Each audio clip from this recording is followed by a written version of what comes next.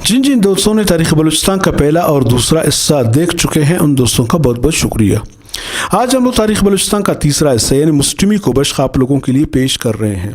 तारीख़ बलूचिस्तान का हिस्सा सोहम शुरू होने से पहले जिन जिन दोस्तों ने हमारा चैनल सब्सक्राइब नहीं किए हैं, सबसे पहले आप हमारे चैनल को सब्सक्राइब करें और घंटी के निशान पर ज़रूर अंगूठा लगाएं।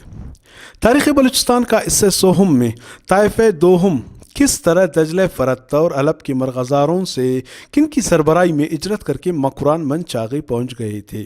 तो आइए शुरू करते हैं ताइफ़े दोहम। बलूचिस्तान का वो दूसरा ताइफ़ा भी जिनका हम ऊपर ज़िक्र कर चुके हैं और वो दजले फ़रत की वादियों और अलब के मरग़ज़ारों में आबाद था। गर्दिश ज़माना से बच न सके। खिलाफ़े राशिदीन के बाद जब बनु उमैया के खलीफा यजीद बिन मुआविया रज़ी अल्लाह तआला अन्हु और हज़रत इमाम हुसैन रज़ी अल्लाह तआला अन्हु के दरमियान मरक़ा करबला गर्म हुआ, कहते हैं कि बलूचों ने इस जिहाद में हज़रत इमाम हुसैन रज़ी अल्लाह तआला अन्हु की इमामत की और आखिरकार हज़रत इमाम हुसैन रज़ी अल्लाह तआला अन्हु शहादत के बाद यजीद और इब्न ज़िहाद के खौफ व इंतकाम से अलसा होकर ये बलोच कबाइल मैदान इलाकों को छोड़कर अलब के पहाड़ों में पनाह गज़ीन हुए और गुज़ारे महाश हासिल करने के लिए ज़ायरीन आबादियों और शहरियों को लूटते और गारत करते रहे। हत्ता कि बनु उमैया के खूनी और सफ़ाक गवर्नर हज्जाज बिन यूसुफ ने तंग आकर बलूचों को भी इराक और कूफियों के साथ तय तिख करना शुरू कर दिया। बलूचों में हज्जाज बिन यूसुफ जैसे एक बाजिबरत गवर्नर के मुकाबले की ताकत न थी। मजबूरन उन लोगों को पहाड़ों से हिजरत करना पड़ी। रिवायत है कि सरदार जलाल खान की सरकर्दगी में बलूचों के 44 कबीले अलब से हिजरत करके ईरान आए और मुकामी जफीन सुकूत पजीर हुए। चूँकि उन कबाल का माल और मुतय हज्जाज बिन यूसुफ की गारतगिरी की बीट चढ़ चुका था और उनका गुजारा महाश तंग था, इसलिए जहाँ पर भी उन बलूचों को ज़िंदा रहने के लिए लूट मार का पेशा ही इख्तियार करना पड़ा।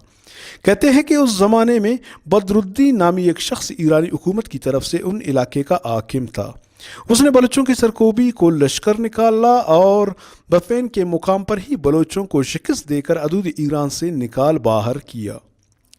वलीद बिन अब्दुल मालिक या इससे पहले अब्दुल मालिक बिन मीरवान ईरान से निकलकर ये बलोच कबाइल मकरान आए। मंद और इसके गर्दनवा के इलाकों में बरज़ोर शमशीर कब्ज़ा करके रहन-सहन इख्तियार की।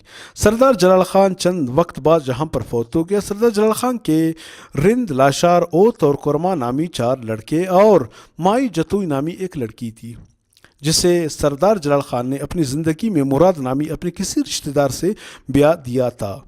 सरदार जलाल खान की वफ़ात पर तमाम बलोचों ने मिलकर सरदार चाकर खान को अपना सरदार मुंतखब किया और कई पुश्तों तक मकरान में रहे। इंशाल्लाह आने वाले हफ्ते को ताइफ़े सोहम का जिक्र करेंगे। इसके बाद बलूचिस्तान में बलोचों का इब्तिदाई हुकूमत किस तरह और कैसे का वही हक़ाइक़ आप लोगों के सामने ले आएंगे। अगले हफ्ते तक के लिए खलील साजन को इजाज़त दीजिए। अपनी दुआओं में याद रखना। अल्लाह हाफिज़।